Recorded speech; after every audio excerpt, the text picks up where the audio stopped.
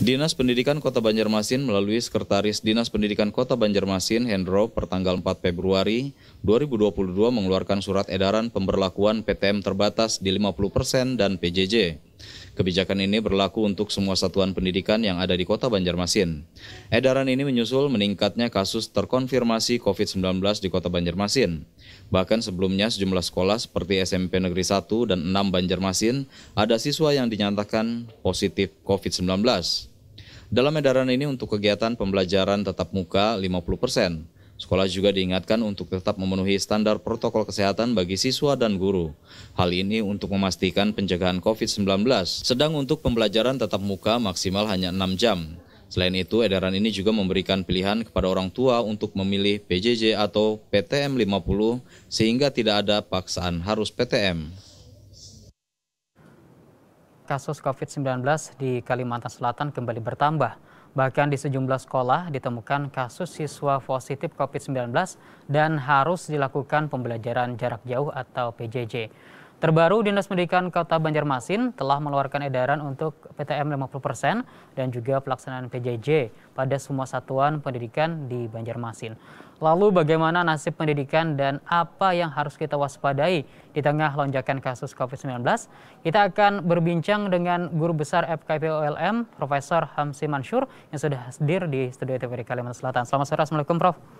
Waalaikumsalam. Sehat? Selamat sore. Sehat, Prof, ya? Sehat ya. Terima kasih hadir di TVRI Kalimantan Selatan, dan kita hari ini bicara tentang pendidikan dan juga gelombang baru COVID-19. Nah, Prof, mungkin kita sedikit mengevaluasi, Prof, terkait dengan PTM. PTM ini adalah PTM yang sangat dirindukan sekali, bukan hanya oleh siswa, tapi juga bahkan orang tua ingin sekali melaksanakan pembelajaran tatap muka setelah PJJ yang cukup lama karena COVID. Nah, evaluasi dari PTM yang mungkin beberapa bulan atau minggu ini yang dilaksanakan di Kalimantan Selatan seperti apa?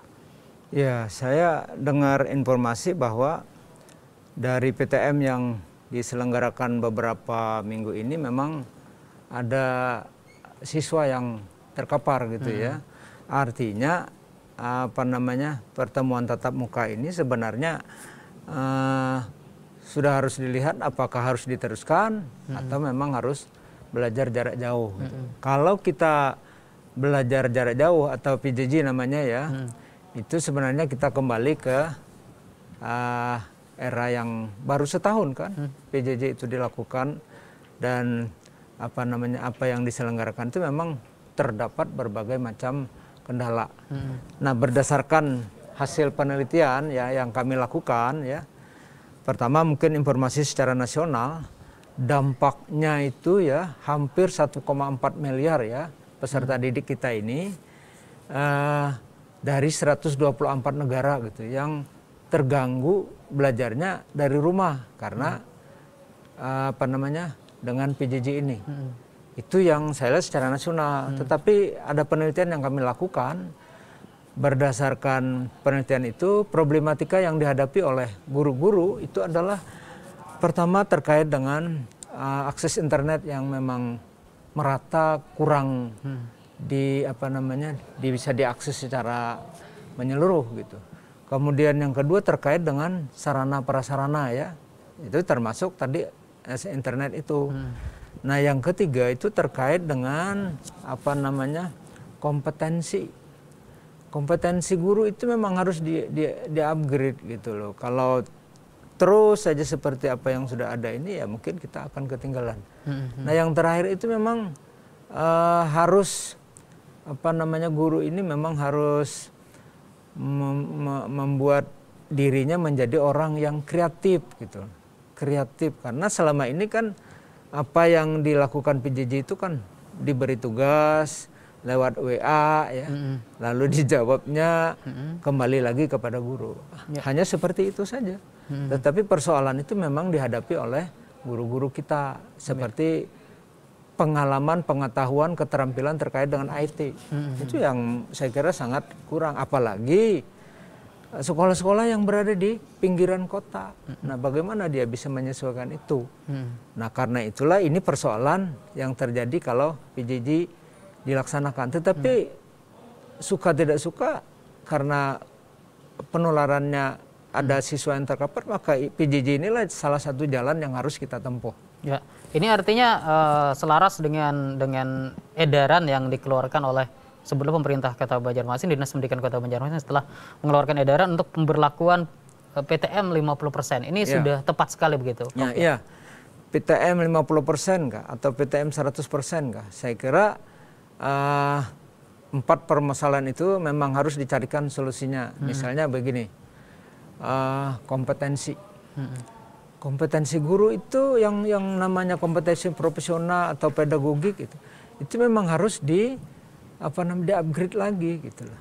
Karena kalau tidak ya mereka sepertinya memberikan tugas selesai.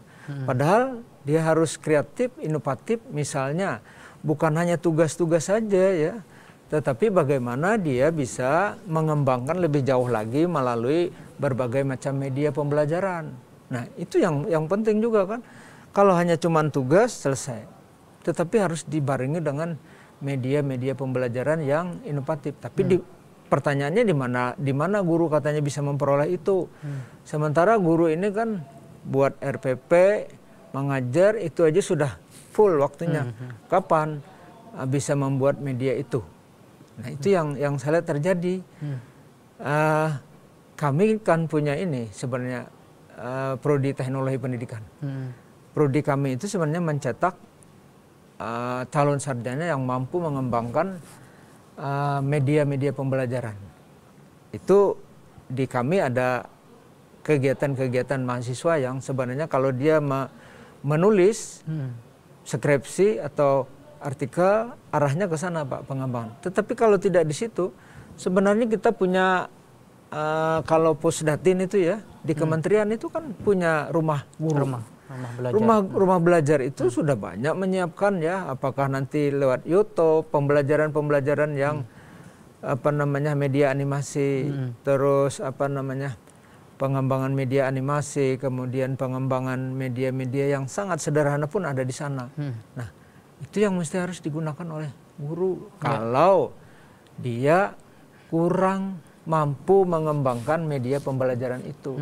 Kita tahu masih banyak guru yang belum mampu mengembangkan itu. Karena dia fokus hanya materi pembelajaran. Nah, mestinya kan tidak hanya WA ya, tidak hanya aplikasi yang ada saja, tetapi bagaimana aplikasi yang dikembangkan itu lebih luas lagi supaya menjadi lebih kreatif. Begitu. Baik. Nah, kita sepakat bahwa memang pelaksanaan PJJ yang telah dilaksanakan sekian 1 tahun yang lalu dan mungkin lebih dari itu mungkin berdampak kurang baik pada kemampuan siswa. Yeah. Dan itu tentu diukur dari apa yang telah dirasakan baik oleh orang tua ataupun bahkan guru sendiri. Karena memang tidak maksimal PJJ yang dilakukan, karena mungkin salah satu tadi kompetensi tenaga pendidik juga ini berpengaruh, termasuk juga apakah kebiasaan yang dilakukan anak yang sedikit berbeda dengan di sekolah dengan di rumah, ini juga berpengaruh, Prof. Iya. Seperti apa, Sur? Jadi saya kira kebiasaan-kebiasaan itu kan berpengaruh, tetapi kalau kompetensi tadi di-upgrade lagi, maka banyak pola, banyak cara yang bisa dikembangkan oleh guru. Selama ini kan kebiasaan anak didik seperti itu. Sementara guru juga belum banyak membuat aplikasi-aplikasi. Kalau tidak bisa membuat aplikasi, maka tadi saya katakan buka saja YouTube, buka saja rumah guru, ya, rumah belajar ya, atau guru-guru ini sebenarnya bisa datang ke kampus, ke prodi teknologi pendidikan untuk melihat, untuk bisa menggali mana media-media pembelajaran yang bisa digunakan. Punya mahasiswa kami itu Pak ya, kalau kompetensinya itu kan salah satunya adalah pengembang teknologi pembelajaran di sekolah. Jadi ketika dia membuat skripsi, maka judulnya terkait dengan pengembangan. Ada yang di tingkat TK, ada yang tingkat SD, ada yang tingkat SMP. Jadi sebenarnya kami membuka peluang, silahkan untuk datang berkonsultasi kalau dia tidak membuka rumah guru tadi. Sebenarnya itu juga punya ruang yang cukup luas. Melalui YouTube, melalui media-media animasi yang sudah dibuat oleh rumah guru sebenarnya tinggal memanfaatkan. Jadi supaya kita ini tidak ketinggalan ya, maka guru itu harus mengupgrade lagi. Ya. Jadi dari 4 hasil penelitian, sebutlah hasil penelitian dari ULM terkait hal ini, di mana tadi terkait dengan akses internet ini menjadi kendala, kemudian sarana prasarana, kemudian kompetensi tenaga pendidik dan juga kreativitas dari para guru itu sendiri. Tapi kan kita dihadapkan juga bagaimana para guru, sebutlah para guru senior yang memaksa diri harus beradaptasi. Nah ini bagaimana Prof ini sebenarnya? Guru senior. Kalau guru-guru muda kan mungkin mereka lebih muda. Guru senior itu kadang-kadang kan dia udah keterampilannya mungkin kurang ya, pengalamannya kurang. Saya tadi menyarankan coba manfaatkan YouTube ya, manfaatkan rumah belajar tadi. Di sana tersedia banyak media yang bisa dikembangkan. Mau apakah dia ngajar kelas 4, 5, 6 SMP, SMA, ada semua di sana. Jadi yang senior itu sebenarnya belajarnya dengan dibantu oleh anak-anak muda gitulah untuk bisa belajar membuka. Tetapi dengan PJJ ini melalui Zoom atau apa gitu, itu sebenarnya dampaknya juga positif bagi guru. Positifnya apa? Yang tadinya nggak bisa buka Zoom, akhirnya bisa sekarang kan. Nah yang tadinya punya banyak kenalan di daerah COVID ini, sebenarnya dia bisa memperkenalkan program-program kecil-kecilan yang dimilikinya. Atau kalau saya menyarankan di antara guru-guru itu harus punya semacam forum. Nah, forum itulah saling bertukar informasi, saling bertukar media, dikaitkan dengan proses pembelajaran yang dilakukan. Tetapi dari persoalan yang tadi kita hadapi, yang tadi kita temukan, maka sebenarnya mengupgrade itu bukan hanya menggunakan media-media yang ada di rumah belajar, tetapi perlu juga pelatihan-pelatihan. Nah, jadi misalnya pelatihan terkait bagaimana menggunakan atau mengembangkan sebuah media pembelajaran, apakah itu mata pelajaran IPA, IPS dan seterusnya. Itu perlu dilakukan karena hasil penelitian kami itu memang masih banyak guru yang IT-nya itu kurang gitu. Apalagi kita ini kan masuk dalam era industri 4.0. Sebentar lagi kita masuk kepada era industri 5.0.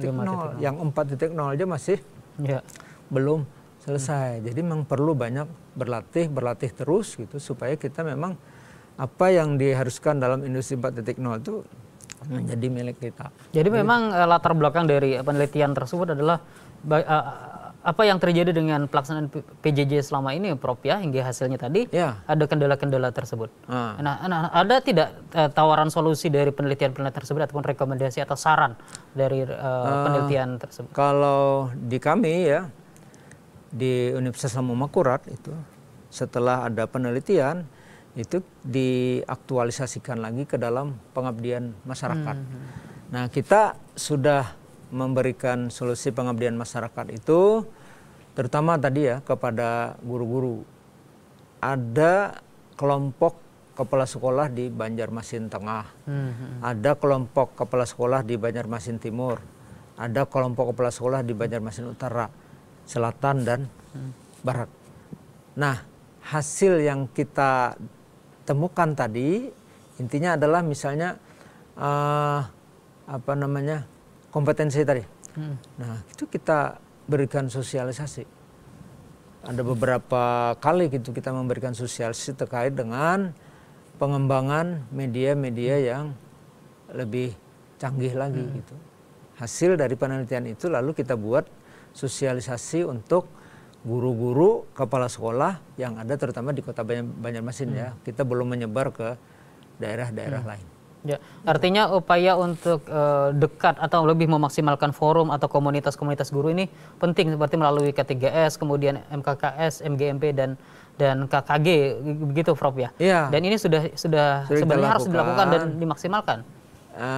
Belum maksimal ya, tapi hanya beberapa kali gitu. Sebenarnya ke depan ya, apalagi ini kembali lagi kepada PJJ ya, tentu akan kita lakukan lagi sosialisasi ini supaya mereka atau para guru itu mengupgrade lagi kompetensi yang dimilikinya. Jadi memang harus terus kita lakukan ini, Pak. Nah, itulah bentuk pengabdian masyarakat yang ada di Tridharma Perguruan Tinggi. Nah, kita melihat PTM yang dilakukan dan akhirnya yang tidak begitu lama. Artinya ketika awal tahun ajaran di Januari lalu dan mungkin sekitar 1 bulan lebih ini dilaksanakan dan kembali PJJ. Apakah kesannya PTM ini terlalu dipaksakan atau seperti apa, Prof, ini sebenarnya? Ya, kalau saya melihat masih mencoba nih ya. Oh iya. Masih mencoba-coba apakah ada hal-hal yang sebenarnya tidak kita inginkan ternyata terjadi kan. Di mana SMP 1, 2 ya, 6 ya. Kan terjadi terpaparnya siswa gitu.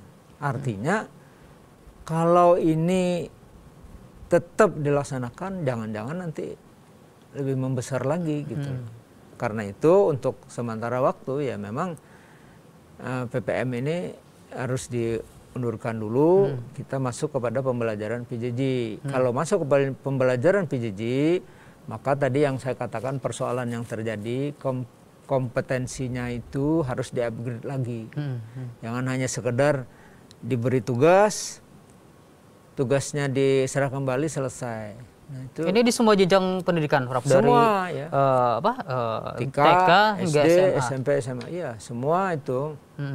Dan itu tadi ditemukan kendala-kendala itu juga di semua jenjang pendidikan? Itu hanya sampel di SD, tapi setelah kita telusuri ya memang banyak juga persoalan itu terjadi. Ya, karena mungkin memang tantangan di SD ini memang lebih ini ya, karena siswa juga sulit berkenalan dengan. Apalagi SD kan banyak. Di Kota Madya Banjarmasin aja jumlahnya berapa? Mungkin 300-an ada mungkin SD kan. Jadi kita ambil sampel SD itu karena memang jumlahnya banyak dan banyak juga yang ada di pinggiran-pinggiran kota. Bayangkan di pinggiran kota yang akses internetnya nggak seperti di kota, itu kan malah PJJ-nya menjadi terkendala. Saya kira akses internet ini memang menjadi masalah yang umum. Di perguruan tinggi pun juga begitu. Ya.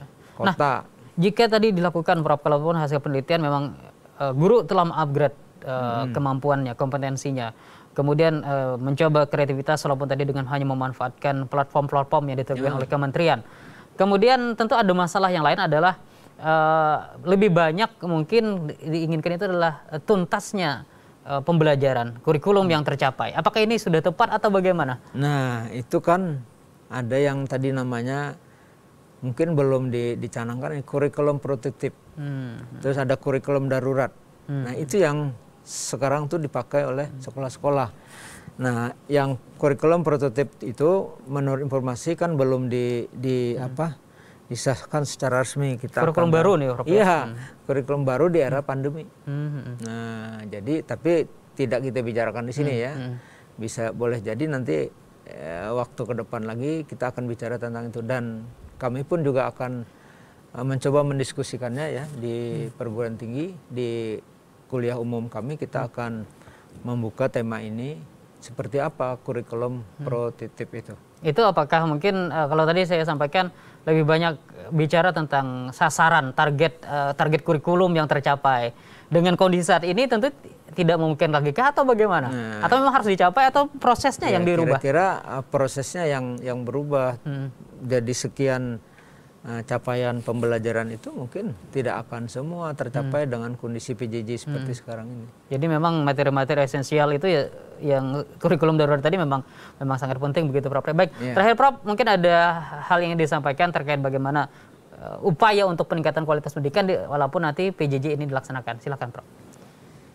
Jadi upaya yang bisa kita lakukan adalah pertama pesan untuk para guru itu selalu berkreasi ya. Berkreasi ini macam-macam kan. Bisa membuat sendiri ya, kan inovatif. Bisa kalau tidak bisa ya itu tadi singgah di rumah guru atau datang ke Prodi Teknologi Pendidikan. Berikan persoalannya apa. Kalau terkait dengan media apa gitu. Kita semua akan siapkan itu. Yang kedua tetap bersemangat ya, karena Kalau kita tidak bersemangat ya kita akan ketinggalan terus. Era pandemi ini kan apalagi belajar dari rumah. Kita tahu belajar dari rumah itu orang tuanya aja kadang-kadang nggak bisa ya. Iya. Akhirnya terjadi hal-hal yang sebenarnya belajar itu dengan sabar, belajar itu penuh dengan bimbingan. Ya kalau nggak tahu gimana membimbingnya kan. Nah itu yang tadi, saya kira itu mungkin yang perlu. Dan semuanya memang harus mendukung, orang tua juga harus memberikan dukungan begitu Prof ya. Tidak hanya diserahkan kepada guru semata. Baik Prof, sayang sekali waktu kita terbatas, kita harus segera akhiri diskusi kita. Terima kasih atas waktunya Prof, sehat selalu, sukses juga. Sama-sama. Ya, selamat sore, Assalamualaikum. Assalamualaikum warahmatullahi wabarakatuh. Ya pemirsa, demikian dialog saya bersama Profesor Hamsi Mansur, Guru Besar Universitas Lampung Mangkurat terkait dengan pendidikan dan gelombang baru COVID-19.